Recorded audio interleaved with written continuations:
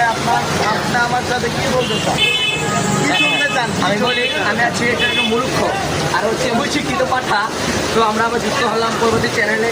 এখানে কত বৃষ্টি, আমরা কত পানি, এক বুক পানি দিয়ে আমরা পানির উপর দিয়ে আমরা হেঁটে এসেছি।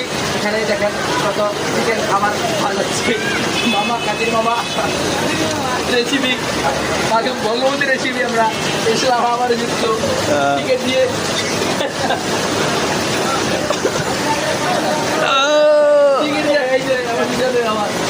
আমরা এখানে আটে গেলে গ্যারান্ট পাবো, গ্যারান্টি